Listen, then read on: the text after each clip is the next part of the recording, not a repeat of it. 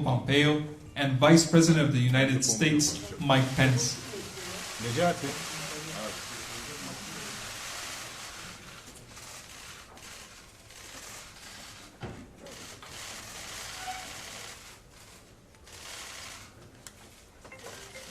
One week ago, Turkish forces crossed into Syria. Earlier this week, President Trump took decisive action to call on Turkish forces to stand down, to end the violence, to agree to negotiations. And today, I'm proud to report, thanks to the strong leadership of President Donald Trump and the strong relationship between President Erdogan and Turkey and the United States of America, that today the United States and Turkey have agreed to a ceasefire in Syria. The Turkish side will pause Operation Peace Spring in order to allow for the withdrawal of YPG forces from the safe zone for 120 hours. All military operations under Operation Peace Spring will be paused, and Operation Peace Spring will be halted entirely on completion of the withdrawal. Our administration has already been in contact with Syrian defense forces, and we have already begun to facilitate their safe withdrawal from the nearly 20-mile wide safe zone area south of the Turkish border in Syria.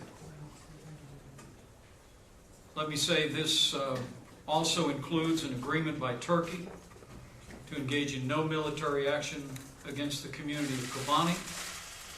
And in addition, the United States and Turkey have both mutually committed to a peaceful resolution and future for the safe zone, working on an international basis to ensure that peace and security defines this border region of Syria. In addition to the settlement today with the ceasefire, Turkey and the United States mutually committed to the defeat ISIS activities in northeast Syria. This will also include an agreement renewed today to coordinate efforts on detention facilities and internally displaced persons in formerly ISIS-controlled areas. Also, Turkey and the United States agreed on the priority of respecting vulnerable human life, human rights, and particularly the protection of religious and ethnic communities in the region. I spoke to President Trump just a few moments ago, and I know the President is very grateful for President Erdogan's willingness to step forward and to enact this ceasefire and to give an opportunity for a peaceful solution of this conflict that commenced 1 week ago. For my part, I'm grateful for the President's leadership. I'm grateful for the more than 5 hours of negotiations with President Erdogan and his team that arrived at a solution that we believe will save lives. And let me also say I'm very grateful for this team, and to be able to have alongside the Secretary of State, Mike Pompeo, our National Security Advisor, Robert O'Brien, Ambassador Jim Jeffries, and Ambassador David Satterfield. It was a great privilege. And each of the members of this team contributed equally to achieving this outcome, which is a great contribution to security in this region, and it's a great contribution to the strong and enduring relationship between the United States of America and Turkey. Lastly, I want to express my appreciation to millions of Americans who I know were carrying this moment in prayer. We heard from people all over the country whose hearts were heavy with the loss of life in this conflict over the last week, long to see it brought to an end. And I believe their prayers the strong leadership that President Trump provided to this moment, and the cooperation with President Erdogan and Turkey has made this possible. So again, let me say, a week after Turkish forces crossed into Syria, Turkey and the United States of America have agreed to a ceasefire in Syria. It will be a pause in military operations for 120 hours while the United States facilitates the withdrawal of YPG from the affected areas in the safe zone. And once that is completed, Turkey has agreed to a permanent ceasefire, and the United States of America will work with Turkey, will work with nations around the world to ensure that peace and stability is the order of the day in this safe zone on the border between Syria and Turkey. With that, let me recognize Secretary of State Mike Pompeo, and thank you, Mr. Secretary, for your great work. Thanks. I think the Vice President said it well. I just wanted to add this thought. There obviously remains a great deal of work to do in the region. There's lots of challenges that remain, but this effort tonight sets the conditions for the successful resolution of this particular piece, which created enormous risk and a real risk of instability. And President Erdogan's decision tonight to work alongside President Trump to achieve this end will be one that I think will benefit Turkey a great deal. Thanks. I know you want to take some.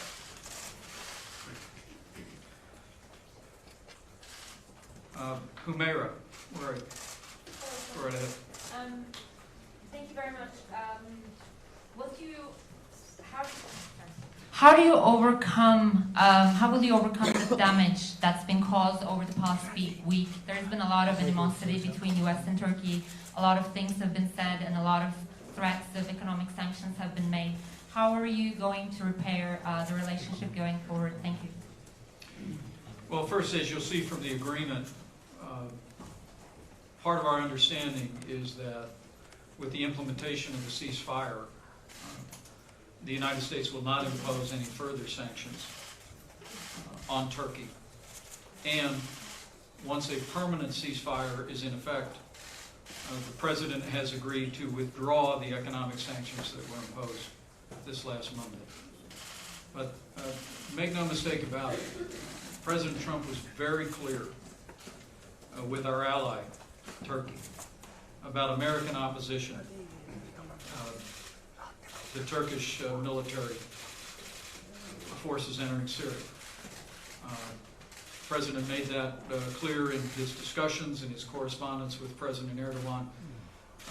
And I believe that the candor and frankness that President Trump applied to this, and the strength of his relationship with President Erdogan, both contributed to the ability for this agreement to come about.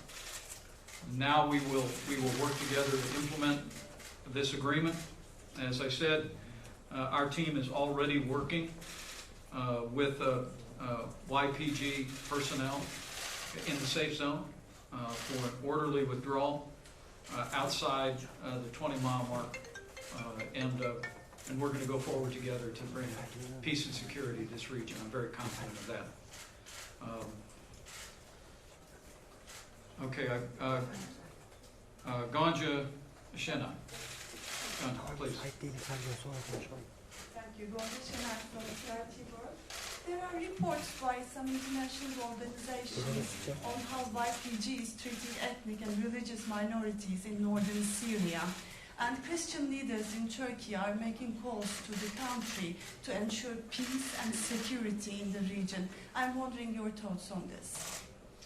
Well, let me let the Secretary also address that, but I can tell you that President Erdogan and I spoke at great length about the importance of protecting religious minorities in the region. President Erdogan also shared with me the perspective of many leaders in religious communities here in Turkey who had great concerns about violence and persecution taking place along the border. And so part of our agreement is to continue to work very closely to ensure that religious minorities can thrive and that religious pluralism is one of the characteristics of this safe zone for some time to come. Mr. Secretary. Not only this, we've certainly heard from the Vice President, heard from Christian leaders around the world who expressed much of the same concern that you just described. We think this reduction in violence, this ceasefire, reduces the risk of that, so we think this greatly contributes to protecting religious minorities throughout Syria and throughout the broader Middle East, as well as all obviously happens in the context of lots of religious challenges of religious persecution in Iraq and other places as well. We think this is an important contribution in that regard. The other thing is that we talked about at some length is that to the extent there are abuses that are identified, we'll ask each leader, certainly President Erdogan and his team and others, to investigate any allegations of abuse that have taken place. And let me maybe add an addendum to that. One of the things I know the President and the American people are most proud of is the investment of hundreds of millions of dollars to help rebuild a Christian, Yazidi, and other religious minority communities in the aftermath of the horrifying violence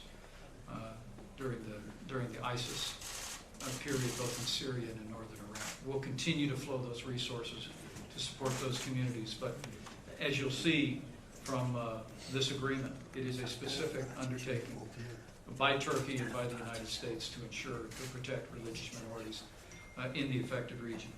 Sean Tand. Thank you.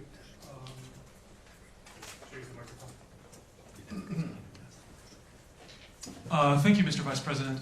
You mentioned that there's an organized withdrawal of the YPG fighters. Can you explain that a little bit more? You said there's been an agreement with them, where they're going to withdraw to, what do you see the future of them? And while there are obviously concerns here in Turkey about the YPG and that they're linked to the PKK, many in Washington say, for example, that they led part of the fight against the Islamic State group, against ISIS. What do you see for the future of northern Syria? Do you see any future for the Syrian Kurds politically there? Well, our commitment with Turkey is that we will work with YPG members, and we also know as Syrian Defense Forces to facilitate an orderly withdrawal over the next 120 hours. And let me say that's literally already begun. And where they will be withdrawing from is the demarcation line, roughly 20 miles south of the border. Turkey's willingness to pause and to embrace a ceasefire of military operations to enable us to see to that orderly withdrawal of YPG will, we believe, make it possible for that to occur. And I know it's already underway as we speak. But look, Turkey's have great concern about their borders. And while the United States of America did not approve of their military crossing into Syria, we have always endorsed a safe zone. And it was a matter of discussion and negotiations. And we believe that the Kurdish population in Syria, with which we have a strong relationship, will continue to endure. The United States will always be grateful for our partnership with SDF in defeating ISIS. But we recognize the importance and the value of a safe zone to create a buffer between Syria proper and the Kurdish population and the Turkish border, and we're going to be working very closely. So we think the agreement today first ends the violence, which is what President Trump sent us here to do. I said it again and again to President Erdogan. It's President Trump sent us here to end violence and to achieve an immediate ceasefire. Thanks to the agreement that we negotiated today and the strong stand that President Trump took in the preceding days, we've achieved that. We've also achieved an opportunity by working with YPG to move out of the area to create more peace and security and stability in that buffer zone. And we're going to be working very earnestly to accomplish that. We believe that can be accomplished during the 120-hour period, and after which there'll be a permanent ceasefire, and then we'll continue to engage. Again, not militarily. The President made it clear that we're not going to have military personnel on the ground, but the United States will continue to engage diplomatically, politically, and of course in humanitarian aid and support to affect all of the people affected in this region. Last question. Thank you, Vice President. You mentioned that. You mentioned that the United States. You mentioned the United States opposed Turkey's incursion into northern Syria. But that Erdogan has always wanted a sort of safe zone here. What concessions did you actually get out of President Erdogan? Number one. Number two, have you gotten specific assurances from the YPG that they will comply with the terms of this agreement? Because that's something that they have said that they would not do. And finally, with the Kurds moving south, and now with the U.S. sanction in terms of them moving south, how would you address critics who would call this potentially a second abandonment of the Kurds? Well, I think you'll be able to see from the agreement itself what concessions were made. President Trump, in his telephone call with President Erdogan earlier this week, and in the directive that he gave us to deliver, was very clear that he wanted a ceasefire. He wanted to stop the violence. Turkey's engaged in an active military operation. I can tell you that as our discussions began over the course of a 5-hour period of time, we reached a place of agreement about how a ceasefire could benefit Turkey, achieve President Trump's objectives, and also contribute to a peaceful resolution of the safe zone. And I believe that we've accomplished that. With regard to the YPG, Syrian Defense Forces, we have been in contact today, and we have received repeated assurances from them that they'll be moving out, that they greatly welcome the opportunity for a ceasefire, to make a safe and orderly withdrawal from those areas in the safe zone where they still have a presence. And we're very confident that that's already taking place, and we're going to be using all the leverage that we have of having fought alongside Syrian Defense Forces in the battle against ISIS to facilitate their safe withdrawal. But we think this is an outcome that will greatly serve the interests of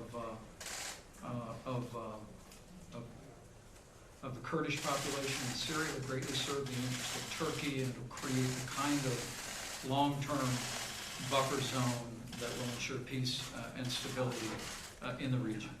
Mr. Vice President, just want to follow up on that question. What specific concessions did Turkey receive?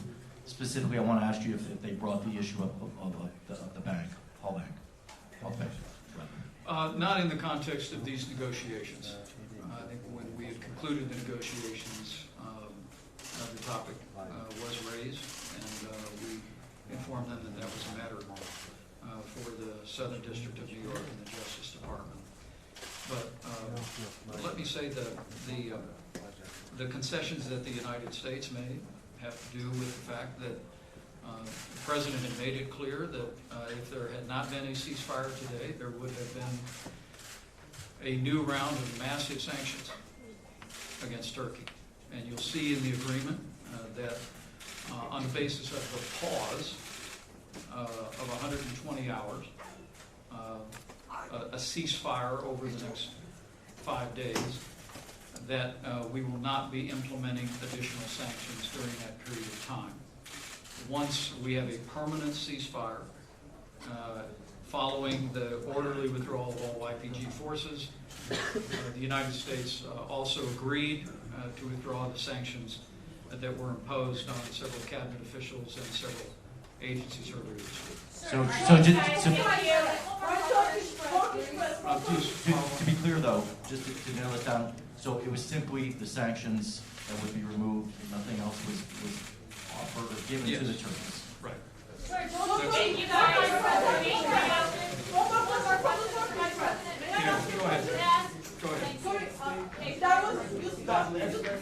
Vice President, while you were here negotiating with the Turks for several hours, both of you, can I finish? Wait, are using the YPG as using the sanctions as a blackmail against your NATO ally for the sake of PKK YPG terrorist organizations? This is a great question, Mr. Vice President. And also, The United States of America did not support Turkey's military action in Syria. President Trump made that very clear to his friend President Erdogan. And the United States imposed sanctions earlier this week. And the President made it clear yesterday, we made it clear again today, that there would be additional sanctions coming to bring an end to the violence, to the loss of innocent lives in this border conflict. That being said, let me say, I really believe today's ceasefire is a credit to President Trump and to President Erdogan. It's a credit to the strong relationship between the United States and Turkey. It's also a credit to the strong relationship between our two leaders. And where there are differences between friends, it's important that friends let their feelings be known. President Trump did that in this case. But it facilitated us being able to reach an agreement that has now resulted in a ceasefire, and we believe will set the stage for creating a peaceful and stable, a safe zone, and the United States is committed to achieving that for all the people of this region. Mr. Vice President, can I finish my question that I started, please? Buyurun Sayın Basın Mensupları. Hani Türkiye gücünü